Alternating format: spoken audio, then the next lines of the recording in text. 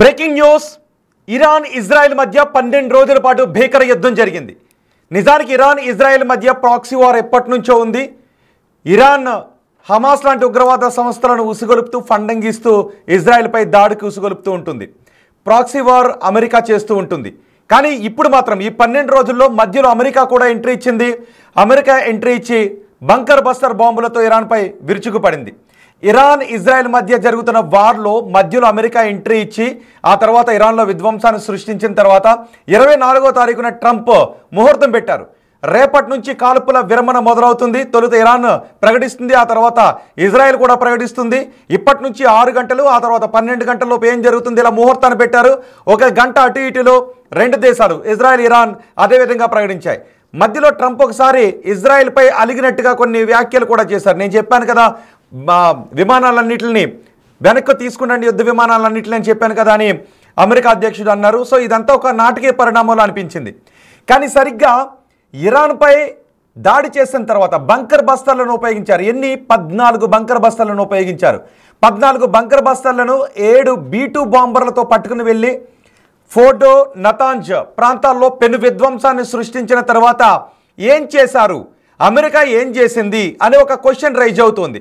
America కొండను తవ్వి ఎలుకను కూడా పట్టలేకపోయింది అనే విమర్శలు వస్తూ ఉన్నాయి. ప్రపంచవ్యాప్తంగా అంతర్జాతీయ మీడియాలు ఈ వార్తలు రాస్తున్నాయి. అమెరికాలో ఉన్న కొన్ని పత్రికలు కూడా ఇదే వార్తలను రాస్తున్నాయి. డిఫెన్స్ ఇంటెలిజెన్స్ ఒక నివేదిక కూడా బయటపెట్టింది అంటూ కొన్ని లీకులు బయటకు వచ్చాయి. ఇరాన్కు పెద్దగా నష్టం ఏమీ జరగలేదు అని. ఎందుకంటే ఇరాన్ కూడా ఏమంటుంది, మేము 400 కేజీల శుద్ధి చేసిన యురేనియాన్ని దాచాము అని. సరిగ్గా ఇలాంటి విమర్శలు వస్తున్న సమయంలో ఇరాన్ ఒక ప్రకటన అమెరికా ఒక ప్రకటన చేసింది. మేము ఎన్ని బంకర్ బస్టర్ బాంబులను ఉపయోగించాము, బంకర్ బస్టర్ బాంబులను అసలు మేము తయారు చేసిందే ఇరాన్ కోసం తయారు చేసాం, 15 ఏళ్ల నుంచి ఇరాన్ని టార్గెట్ చేసుకుని అని. ఈ బంకర్ బస్టర్ బాంబులు ఎలా పనిచేస్తాయో కూడా ఒక వీడియోను పెంటగాన్ రిలీజ్ చేసింది, అమెరికా రిలీజ్ చేసింది. ఇప్పుడు మీరు బిగ్ టీవీ స్క్రీన్ పైన అదే చూస్తూ ఉన్నారు. చూడండి ఒకసారి ఆ దృశ్యాలు. ఇప్పుడు అందరూ కూడా చర్చించుకుంటూ ఉన్నారు. మొన్నటి వరకు మనం పాకిస్తాన్ పైన యుద్ధం చేసినప్పుడు బ్రహ్మోస్ గురించి, S-400 గురించి ఎలా అయితే చర్చించుకున్నామో గుర్తుంది కదా. మొన్న ఆపరేషన్ సింధూర్ సమయంలో మనం ఎక్కువగా చర్చించుకున్నది ఏంటి, బ్రహ్మోస్ గురించి చర్చించుకున్నాం, ఆ తర్వాత S-400 గురించి చర్చించుకున్నాం కదా. ఇప్పుడు మళ్ళీ ప్రపంచవ్యాప్తంగా చర్చించుకుంటున్నది బంకర్ బస్టర్. ఈ బంకర్ బస్టర్ బాంబులు అంటే ఏంటి అన్న దాని గురించి చూడండి ఒకసారి. ఆ బంకర్ బస్టర్ బాంబు సృష్టించే విధ్వంసం ఎలా ఉంటుందో తొలిసారి అమెరికా వీడియోను రిలీజ్ చేసింది. ఎందుకంటే ఇరాన్పై ఈ బంకర్ బస్టర్ బాంబులను ఉపయోగించి ఏమీ చేయలేకపోయారు, ఏమీ పీకలేకపోయారు అని అంటున్న సమయంలో ఇదిగో దాని విధ్వంసం ఇలా ఉంటుంది అని అమెరికా కొన్ని వీడియోలను రిలీజ్ చేసింది. ఆ వీడియోలు ఇప్పుడు మీరు బిగ్ టీవీ స్క్రీన్ పైన చూస్తున్నారు. చూడండి ఒకసారి. ఒక బాంబుని, అదిగో ఒక బాంబుని విడిచిపెట్టిన దగ్గర నుంచి అది సృష్టించే విధ్వంసం ఎలా ఉంటుందో బిగ్ టీవీ స్క్రీన్ పైన చూడొచ్చు. అదిగో చూడండి ఒకసారి. ఆ బంకర్ బస్టర్ వస్తోంది, అదిగో వస్తోంది, హిట్ చేస్తోంది, అదిగో చూడండి ఒకసారి హిట్ చేసింది. ఆ తర్వాత లోపలికి పెనట్రేట్ అవుతుంది. లోపలికి వెళ్ళిన తర్వాత ఇది ఏకంగా 60 నుంచి 90 మీటర్ల లోపలికి వెళ్ళిపోతుంది, కొండ ప్రాంతం అయినప్పటికీ కూడా. చూడండి ఒకసారి. ఇలా అది నిజానికి ఏదైనా బాంబు నేలపైన పడ్డ వెంటనే వెళ్ళిపోతుంది, కానీ ఇది మాత్రం కొన్ని మీటర్ల మేర చూడండి అక్కడ నుంచి లోపలికి వస్తుంది. అలాగే చూస్తూ ఉండండి. అదిగో చూడండి ఒకసారి. ఆ బాంబు ఎలా లోపలికి పెనట్రేట్ అవుతుందో చూడండి. అలా లోపలికి వెళ్ళి అక్కడ పేలింది చూడండి ఒకసారి. అదిగో చూడండి. ఆ విధ్వంసం సృష్టించిన తర్వాత ఇలా ఉంటుంది అని అమెరికా పెంటగాన్ రిలీజ్ చేసింది. ఎందుకు అంటే ఇప్పటికే కొన్ని పత్రికలు విషం చిమ్ముతూ ఉన్నాయి, కొన్ని పత్రికలు అసత్యాలు చెప్తూ ఉన్నాయి. ఇరాన్పై మేము దాడులు చేసి ఏమీ సాధించలేదు అని కొన్ని పత్రికలు చెబుతున్న నేపథ్యంలో మేం చేసిన విధ్వంసం ఏంటి, ఇరాన్కి మేము కలగజేసిన నష్టం ఏంటో చెప్పాలనుకుంటున్నాము అని అమెరికా ఈ వీడియోస్ని రిలీజ్ చేసింది. ఫోర్డో, నతాంజాలో తీవ్రమైన నష్టం జరిగిందని చెప్తోంది. ఫోర్డోపై ఏకంగా 12 బంకర్ బస్టర్ బాంబులను యూజ్ చేశామని చెప్తోంది.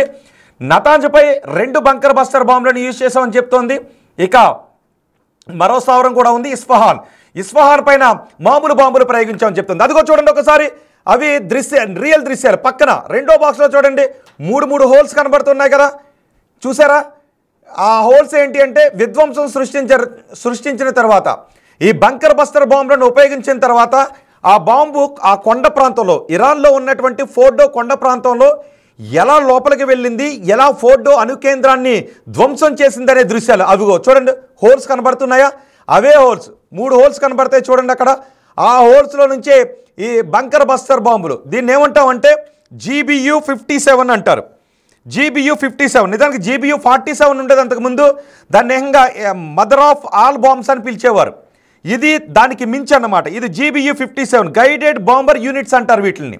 GPS టెక్నాలజీతో గైడెడ్ బాంబ్స్, ఖచ్చితమైన లక్ష్యం వైపు, నిర్దేశిత లక్ష్యం వైపు అత్యంత ఖచ్చితత్వంతో దాడులు చేస్తాయి. లోపలికి పెనిట్రేట్ అయ్యి మరీ దాడులు చేస్తాయి. ఎన్ని మీటర్లు?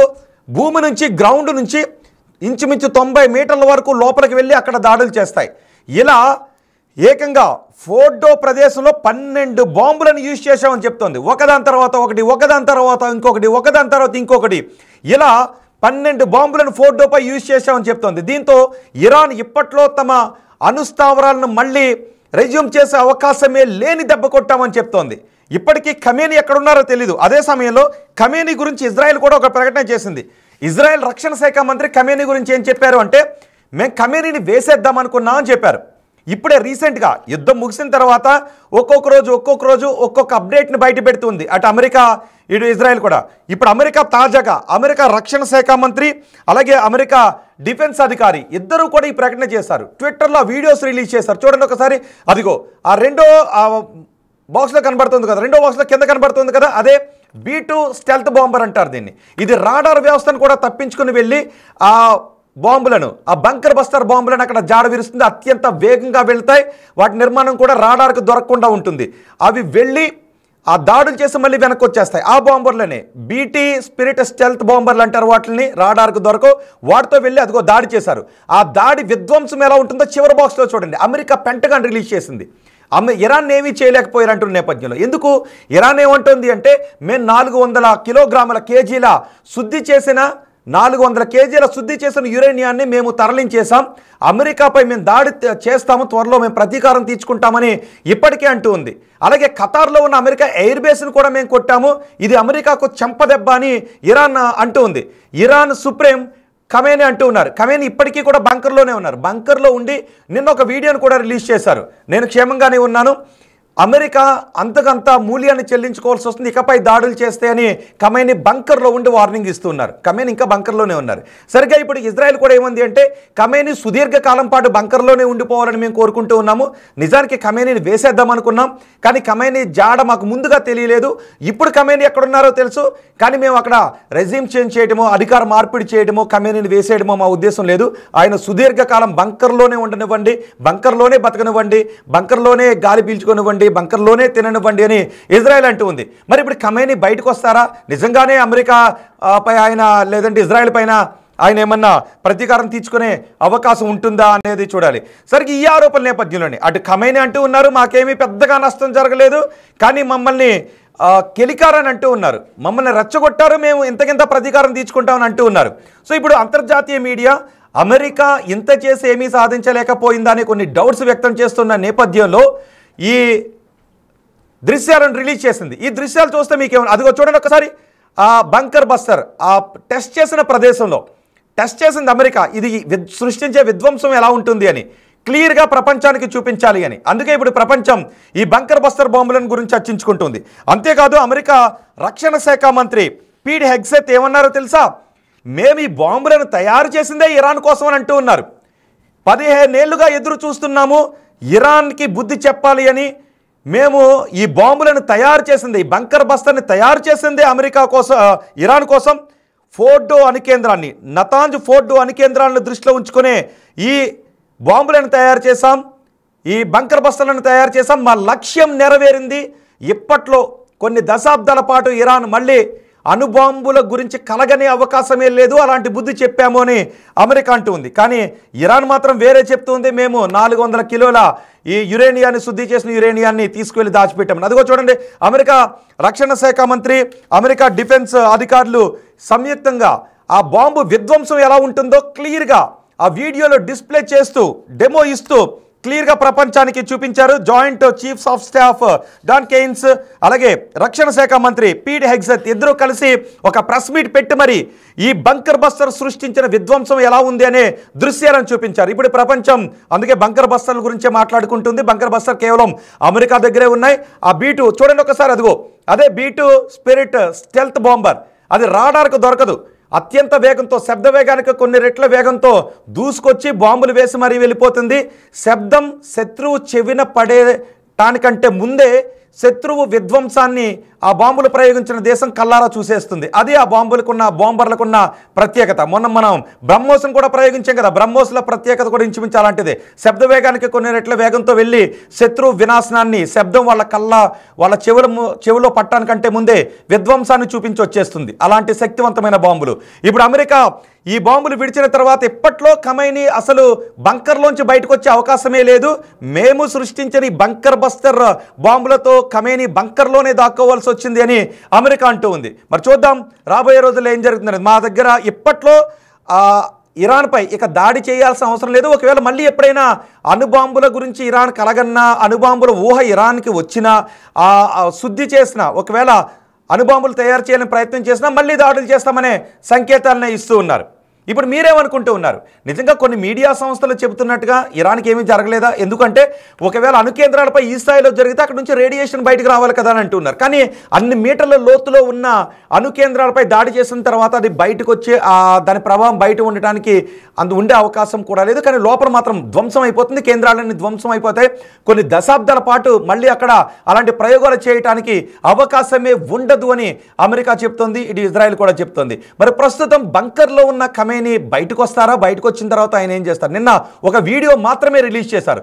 ఇప్పుడు అమెరికా రిలీజ్ చేసిన ఈ వీడియో తర్వాత మళ్ళీ ఖమైనీ ఏదైనా వీడియో రిలీజ్ చేస్తారా? ఇరాన్ ఏదైనా చెప్తుందా? అక్కడ సృష్టించిన విధ్వంసం గురించి కూడా, నతాంజ్ పైన, ఫోర్డో పైన లోపలికి ఎలా పెనెట్రేట్ అయ్యి ఎలా విధ్వంసం సృష్టించింది అనేది ఏరియల్ దృశ్యాలు చూపిస్తున్నారు. పైకి కనబడుతున్నాయి, హోల్స్ కనబడుతున్నాయి, కానీ అవి లోపలికి పెనెట్రేట్ అయ్యి కొన్ని మీటర్లు, సుమారు 60 మీటర్ల నుంచి 91 మీటర్ల లోపలికి వెళ్ళి అక్కడ పెద్ద విధ్వంసాన్ని సృష్టిస్తాయి.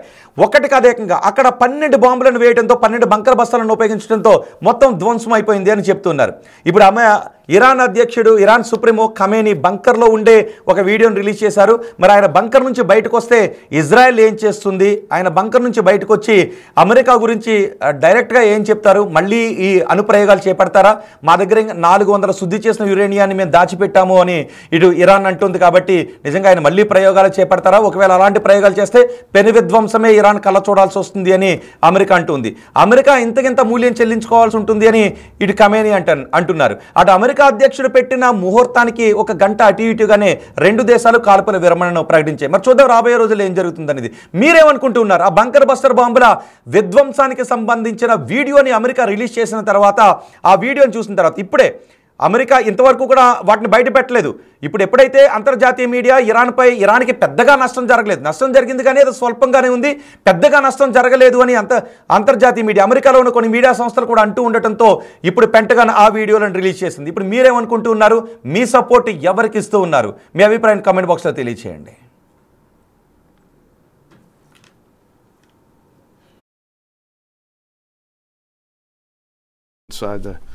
Inside the mission space.